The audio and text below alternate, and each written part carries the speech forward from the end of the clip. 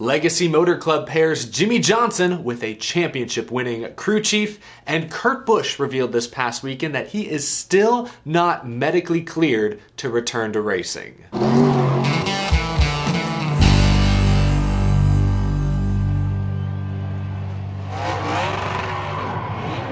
How's it going, y'all? My name is Eric. Welcome to Out of the Groove. Happy Monday. I hope you had a wonderful weekend. My weekend got off to a pretty fantastic start, getting to see my boy Matt Kenseth get inducted into the NASCAR Hall of Fame. Congratulations, of course, to the entire class of 2023. I thought Herschel McGriff's speech Friday night was fantastic, and Kirk Shelmerdine, absolutely a deserving Hall of Famer, 4 championships as Dale Earnhardt's crew chief. But my eyes, of course, were trained on Matt Kenseth. Really cool to see him celebrate that special moment with so many of his family. So cool to see Robbie Reiser, his former crew chief, championship-winning crew chief, take the stage as well. Cool ceremony. Awesome to see my boy Matt Kenseth get in as a first ballot Hall of Famer. That's always going to be a really cool, asterisk or feather in his cap, I think. That's not what we're talking about here today, though. We've got a few stories, a couple breaking news stories from earlier this morning out of Legacy Motor Club. But before we get to that, I do want to touch on one more bit of news that was revealed during that Friday night Hall of Fame induction ceremony. I don't believe this was part of the Peacock broadcast I was watching. I did get up a couple of times to get food, so maybe I missed it. But I saw reporters and others posting videos of this section on social media. But Kurt Busch took the stage. He was asked about a bunch of different things, including his 2023 plans, because Kurt Busch,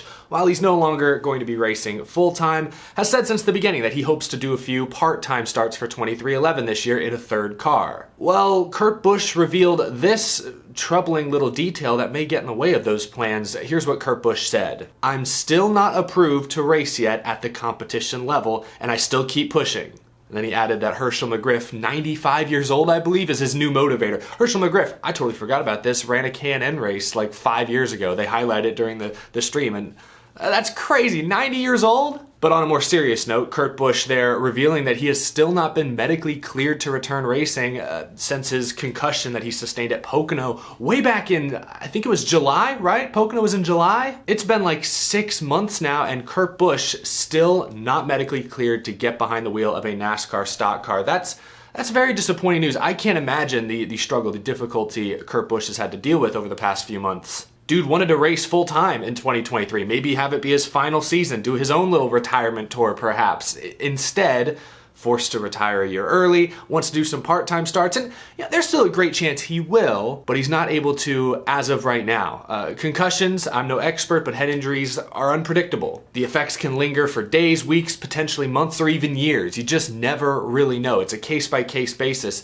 This sounds like a rough one for Kurt Busch. There's not a whole lot else to say that hasn't been said yet already. We know now that the next-gen car last year, I think, was not up to NASCAR's high safety standards, particularly when it came to rear impacts. NASCAR has made changes this offseason to the rear clips and actually also the center section as well, hoping to reduce the impact felt by drivers during those types of crashes. Hopefully those changes do in fact make a difference and we don't have any other drivers getting knocked out for any significant amount of time due to head injuries or any sort of injuries. But I do really feel bad for Kurt Busch. I know he was already towards the end of his career and he sounded very content a couple months ago when discussing his retirement from full-time racing, but you still hate to see anyone deal with the lingering effects of an injury this far removed from said injury. It's been, like I said, it's been 6 months since that crash at Pocono and he's still not medically cleared to race. So that's really terrible news. So I really do feel bad for Kurt Busch. Hopefully we do see him behind the wheel of, I guess, the 67 car at some point this year. It is a long season. NASCAR races 9+ months out of the year. So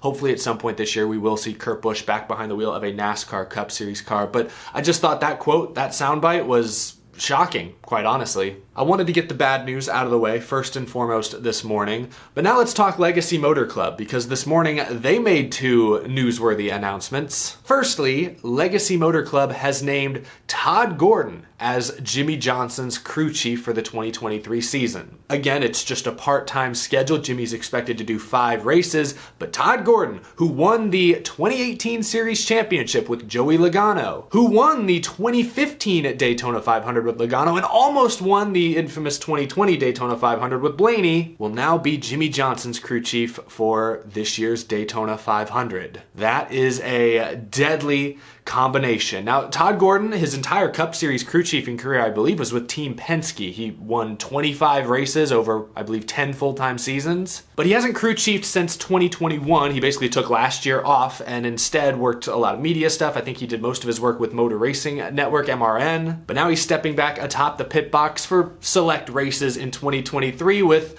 arguably the greatest driver of all time. I feel a little better about the prediction I made last week. Last week, I predicted Jimmie Johnson would win the pole for this year's Daytona 500. He'd qualify into the main event on Wednesday, on speed, and now adding championship caliber crew chief Todd Gordon into the fold, I feel really good about that prediction. I know Todd Gordon, he's been out of the game for a year. I'm sure he's still been in and around the garage. He's probably still had contact with very smart people who've told him about the next gen car, but Todd Gordon's never crew chiefed a race with this car. So it's not a surefire hit, but Jimmie Johnson, Todd Gordon, those are two big names. I think they'll figure it out. They've got all sorts of other resources they can lean on, alliances, etc. I feel really good. I feel like the Chevys are usually the manufacturer to beat during single car time trials. Typically we're talking about the Hendrick Chevys, but I'm giving Jimmie Johnson the edge this year. Something in my gut tells me Jimmie Johnson's winning the pole for this year's race, and with Todd Gordon at the helm, I feel even better about that prediction, but that's just me. So some pretty big news there. Todd Gordon coming out of retirement for a handful of races this year with Jimmie Johnson. I think Jimmie will be in pretty decent hands, and I think vice versa, Todd Gordon will be in pretty decent hands. Jimmie Johnson doesn't have any next gen, Gen 7 experience, but he's Jimmie Johnson.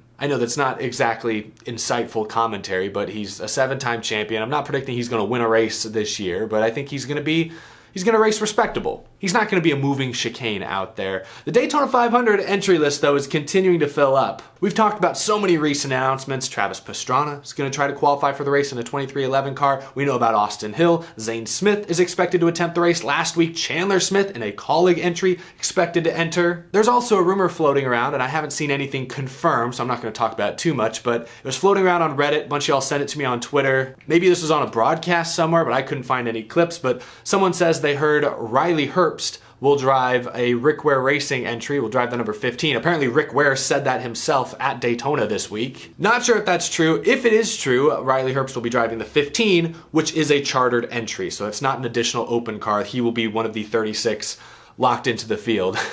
Obviously, he's bringing a fat stack of cash to that seat, but I'll miss seeing David Reagan out there if, in fact, these rumors are true. Legacy Motor Club made one additional announcement this morning, and at first glance, it may not seem huge, but I think this is a pretty big deal. Legacy Motor Club signed crew chief Dave Ellens to a multi-year contract extension. Ellens will remain the crew chief of the number 43, driven by Eric Jones. The two teamed up for the first time last year and had a handful of top 5s, some top 10s, and won the Southern 500. I believe this is huge news. If you ask me, last year, Dave Ellens and Eric Jones really started to find a groove pretty early on. Remember, he had speed early in the year at Fontana, almost won that Talladega race, made a bad block in the home stretch. They improved as the year went on and, of course, won the Southern 500 late in the summer. But if you ask me, Jones and Ellens could have won probably 2 or 3 races last year. They weren't far off. Dave Ellens comes from Hendrick Motorsports. He actually worked with Jimmie Johnson. He was an engineer on his 48 car 10 years ago, roughly. So I'm sure Jimmie Johnson likes him. He's now part owner over at Legacy Motor Club, probably wanted to keep Ellens. I'm sure that played a role. But after being at Hendrick, Dave Ellens was a crew chief at Junior Motorsports in Xfinity, won a ton of races, won a couple of championships, was tremendously successful in Xfinity before joining then Petty GMS in Cup.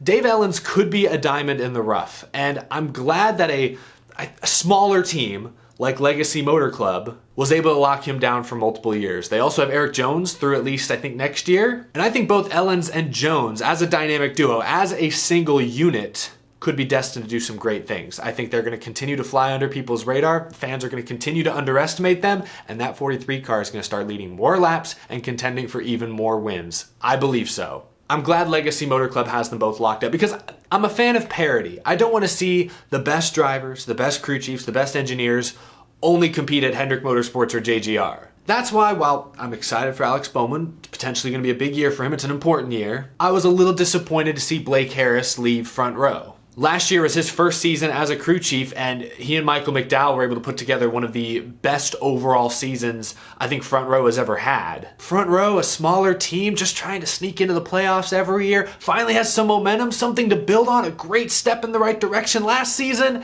and their crew chief gets poached by a bigger team. That's how it looks from the outside. So that's why I'm happy to see a smaller team, Legacy Motor Club, hold on to some of their, again, I think they're diamonds in the rough. I don't know if Dave Ellens or Erik Jones are ever going to be championship threats, but I believe they can make the playoffs. I believe they can win a couple of races every year. I don't think they'll ever be as great as the Cole Pearn Martin Truex Jr. connection, but that's part of what made that Furniture Row team towards the end of their tenure so fun to watch. Because you had Cole Pearn, who had just kind of emerged as a fantastic crew chief. You had Martin Truex Jr., who kind of gone from a journeyman driver to a savvy vet. An unorthodox, smaller team. I know they had ties to Joe Gibbs Racing there at the end, but they were able to win a NASCAR Cup Series championship. I don't think Dave Ellens and Erik Jones at Legacy Motor Club are going to be championship contenders anytime soon, but keeping Dave Ellens for at least the next several years, keeping Erik Jones as long as possible, that's a win for the smaller teams, for that like B tier of team. Not the A's of Penske, Gibbs, and Hendrick, but the B's of RCR, 2311, Legacy Motor Club. As someone who's a fan of parity, who doesn't want to see NASCAR get too top heavy, any more top heavy than it already is, I see this as a win. I'm looking forward to seeing what Erik Jones and Dave Ellens can do in year 2 this season. Keeping Dave Ellens around likely makes Erik Jones happy. Will make Erik Jones want to stick around as well. So potentially even some ripple effects. That's why I believe this Dave Ellens contract extension is a bigger news story than I think everyone will initially realize. But that's just my opinion. Share your thoughts down in the comment section below. Do you have high expectations for the Jones-Ellens combo this year? What do you make of Todd Gordon coming out of retirement, so to speak, to team up with Jimmie Johnson for select races this year? Of course, the Kurt Busch ongoing situation is difficult to swallow, but wishing him the best. Leave your comments down below. I look forward to reading them. Thank you so much for watching. If you enjoyed this video, please leave it a like. It helps the channel out a ton. And if you're new and you love NASCAR, be sure to hit that subscribe button down below so you don't miss any upcoming content. And as always, a thank you to my Patreon supporters for going above and beyond to support the show. I will see you again very, very soon. The season is right around the corner. Things are about to get busy. We're less than 2 weeks away from the Clash at the Coliseum. The season is just about here, y'all. I can't wait.